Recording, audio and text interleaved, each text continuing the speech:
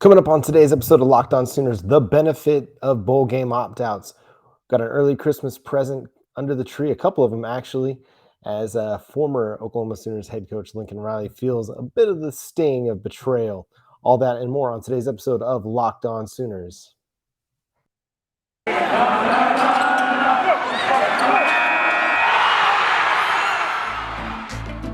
You are Locked On Sooners, your daily podcast on the Oklahoma Sooners, part of the Locked On Podcast Network, your team every day.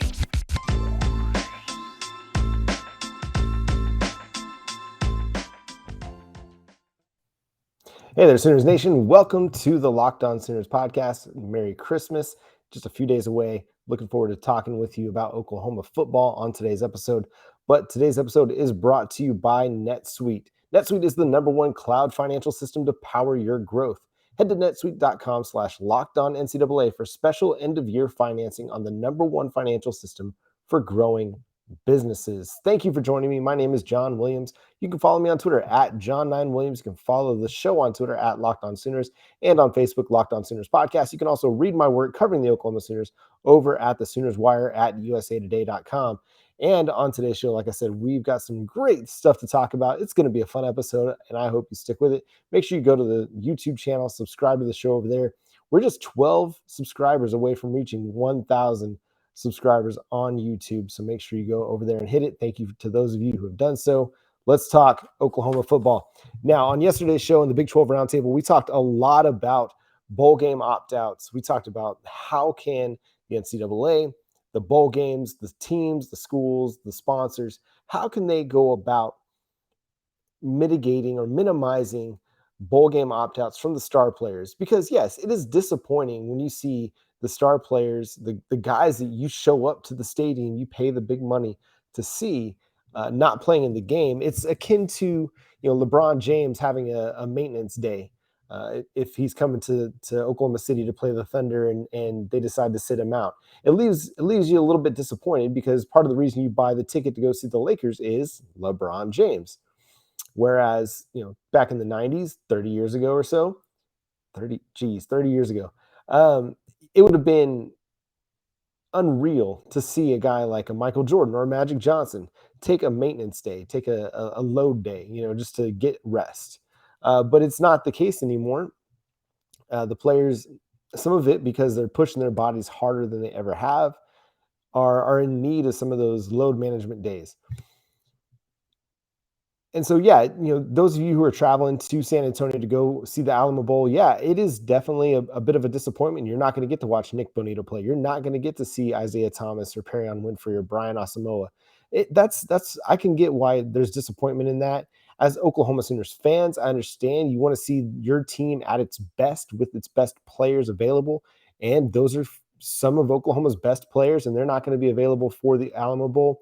And so it leaves you a little bit frustrated that going into a game against Oregon, a team that you've got history with, that you aren't going to have your full squad at its best for this kind of a game where you feel like maybe you can get a little bit of redemption from the 2006 matchup, where that was an Oklahoma win. It should have been an Oklahoma win based on a couple different calls that happened in the final few minutes of the game. There's the onside kick call, the phantom pass interference call on a deflected pass.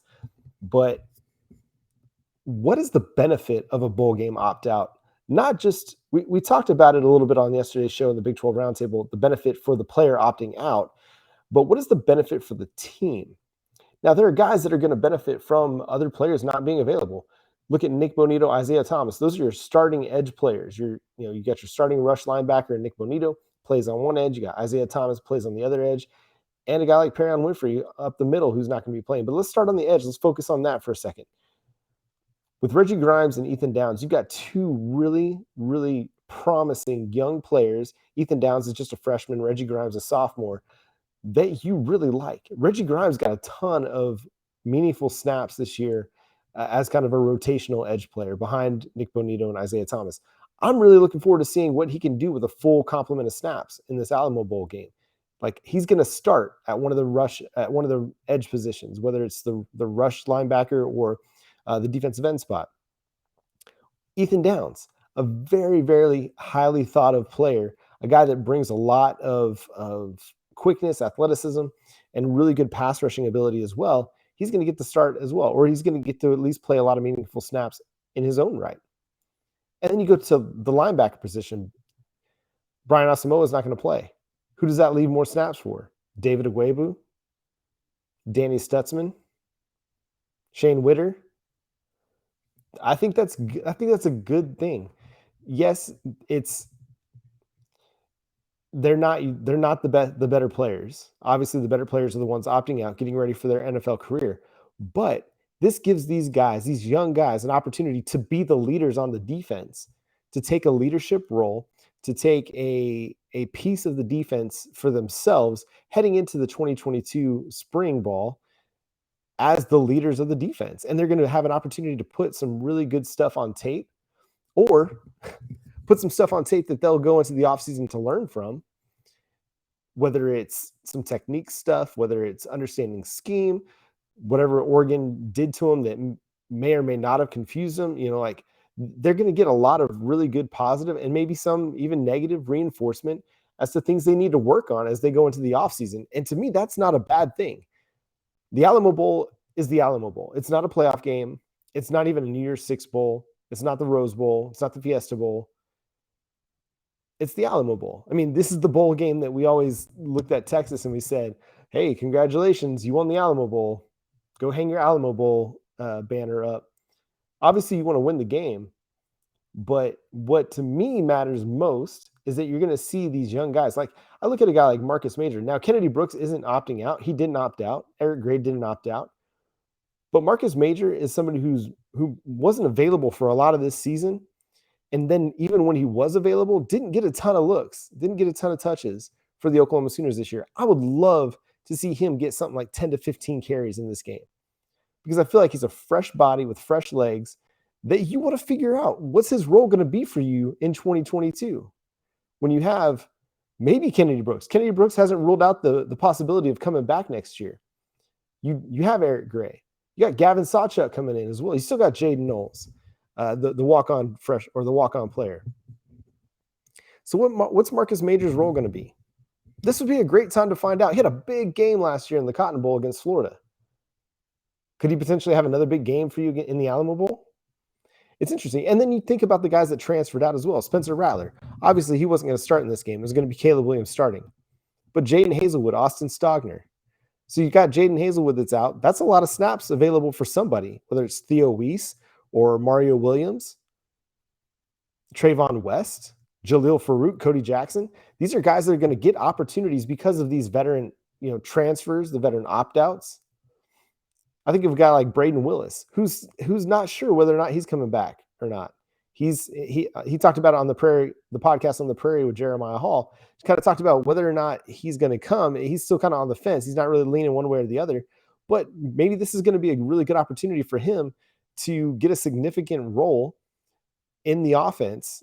And maybe they can say, hey, they can convince Braden Willis, like, hey, based on what you're showing us, we think you could be a big-time receiver, a big-time threat in our offense next year, and have the chance to put yourself in that draftable category when it comes to the 2022 NFL draft. And so, yes, bowl opt-outs are frustrating. I totally get that. You want to see your team at its best. You want to see these guys finish something. Kennedy Brooks talked about that a little bit. But somebody did make a really good point about Kennedy Brooks. This is the guy that also sat out last year, 2020, when his team could have really used him. But he is finishing this season. He is playing out the year as it is right now. And I don't blame him for sitting out the 2020 season. There was a lot of uncertainty with COVID that was happening at the time. And so these guys had to make decisions that they thought were going to be best for their health, for their long-term health, and things like that. Kennedy Brooks had a great year in 2021. He's going to finish it strong. But I think there are benefits to bowl opt-outs that we're not necessarily looking at because we're just thinking of what's coming right now, like the present. We're not looking to the future. And I know you don't want to look into the future when you're in the current season, but let's be real. The 2021 season's finished. We're already looking ahead to 2022. This is just about putting your best foot forward as you move forward.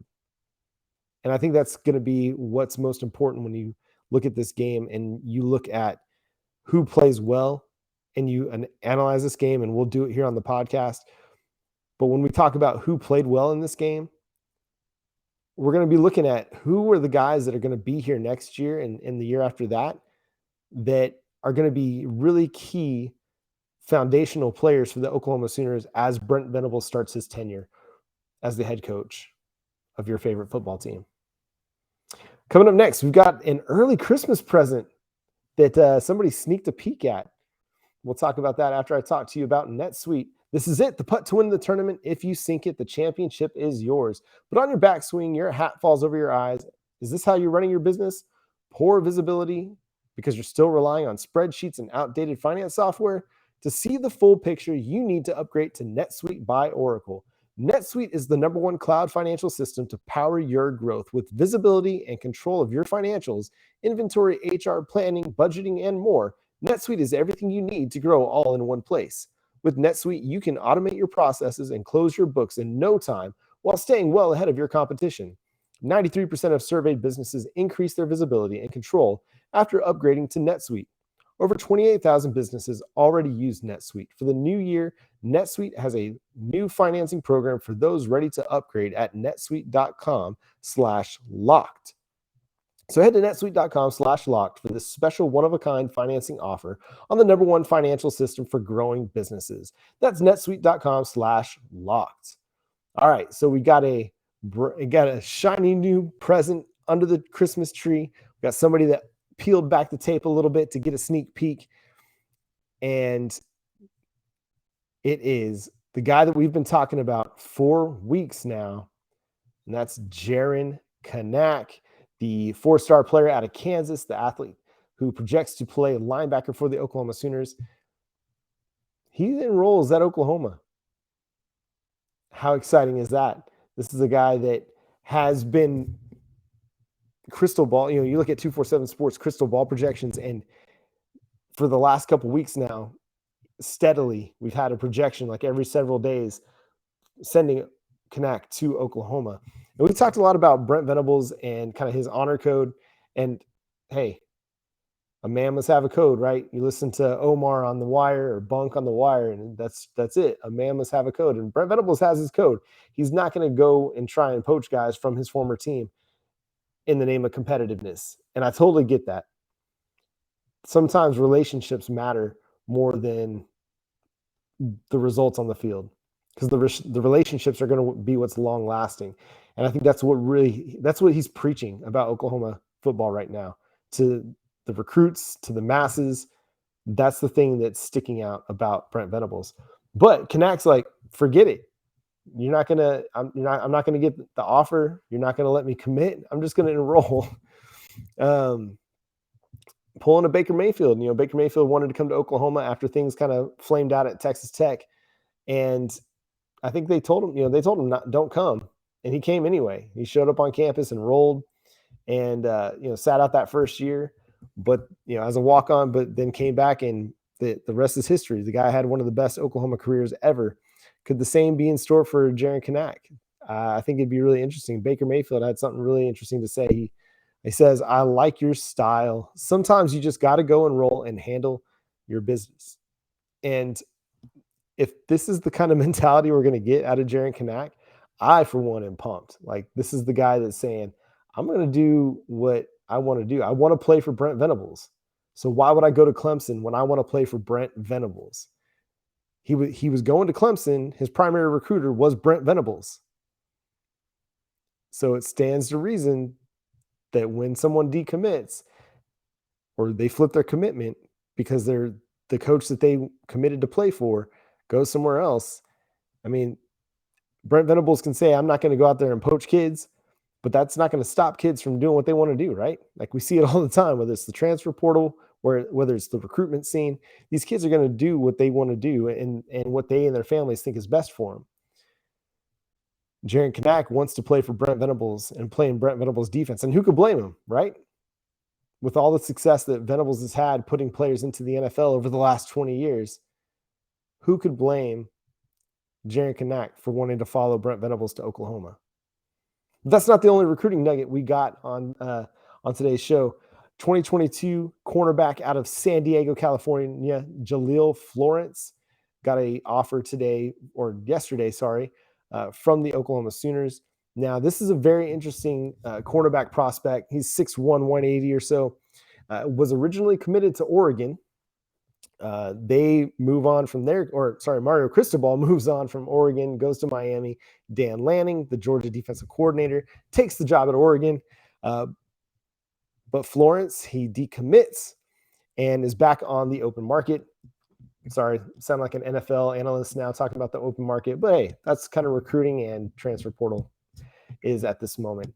But Florence is back out there. He gets an offer from USC.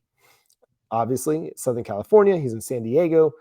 Not surprising at all. They just got Damani Jackson committed there. So would Jahlil Florence want to go to USC and play necessarily have that kind of competition for playing time? He gets an offer from Oklahoma. So it pits a really interesting recruiting battle of Oklahoma versus USC, Brent Venables versus Lincoln Riley. Could be very interesting to see how this one plays out over the next couple months next month, really. Shoot, it's almost the end of December. As National Signing Day comes, what is he going to do? I think this is going to be one of those that could be really, really interesting for Oklahoma. Now, they've already got some really, really strong defensive backs on the roster. Gentry Williams, Robert Spears-Jennings, Jaden Rowe. These guys are going to be really, really good players. Each of them are 4-star players. But if they add another one, hey, that just builds competition that helps everybody get better and better. And it's just like the linebacker group that's got Kobe McKenzie, Kip Lewis, adding Jaren Kanak as well. I think that's going to make them even stronger as this team continues to develop, because you need multiple players. We're seeing it this year. I mean, there were games this year where Oklahoma played 80 snaps, and some of your defensive backs played nearly 100% of those snaps. So get as much depth as you possibly can. Florence, I mean, if they can add him, I think that'd be a really, really strong add, and it would just continue to build this class that has done such a great job. These recruiters, these coaches have done such a great job of building this class to be a top 10 group heading into National Signing Day in a little over a month, that potentially could get even higher than that. I mean, they've only got 14 signees at the moment. They've got a 15th commit in Gentry Williams, who's planning on signing in February. I mean, they've got room to add several more players with the people they lost to the NFL draft and the transfer portal. They got space. And so I fully anticipate this class growing and getting better, and their scores improving as well. But coming up next, we got another really interesting nugget. Such a fascinating time of college football right now that I want to talk to you about. It's a coach who just kind of up and left his team and has a little bit of an Oklahoma connection, but we'll talk about that after I talk to you about BetOnline. BetOnline has you covered this holiday season with more props, odds, and lines than ever before, as football continues its march through the college bowl season and the NFL playoffs. BetOnline remains your number one spot for all the sports action this season. Head to the website or use your mobile device to sign up today and receive your 50% welcome bonus on your first deposit. Just use our promo code LOCKEDON to receive your bonus. From basketball, football, NHL, boxing, and UFC, right to your favorite Vegas casino games, don't wait to take advantage of all the amazing offers available for the 2021 season.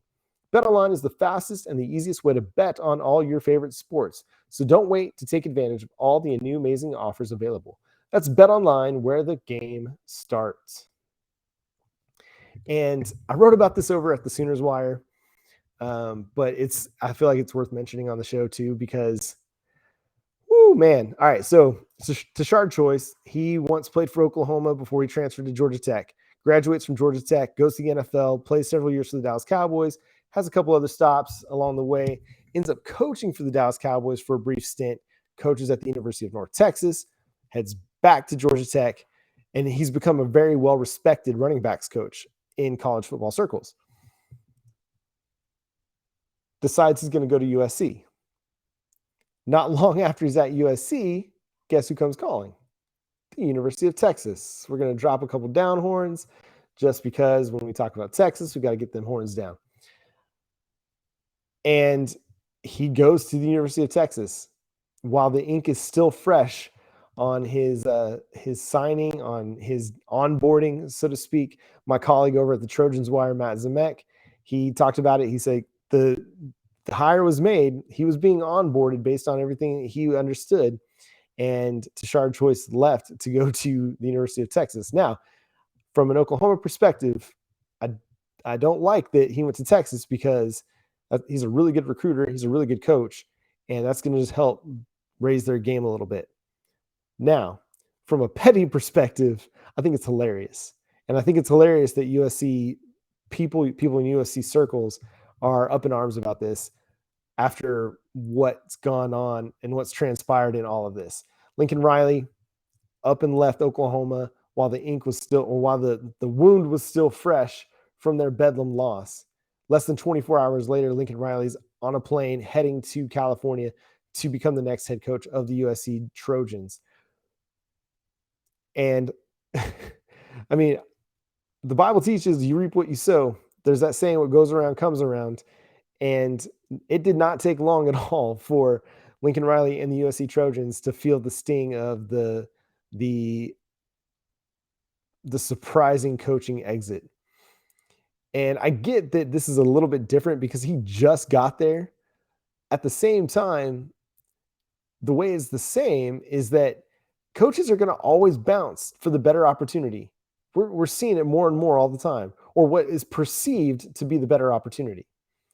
Lincoln Riley left Oklahoma, a place where he'd done a really good job. And at some point, we're going to have an episode where we talk about Lincoln Riley. I'm not ready to yet. I don't get over breakups very easily. Thankfully, I'm not going to have a breakup ever again. I'm married, happily married, love my wife. She loves me. It's not going to happen.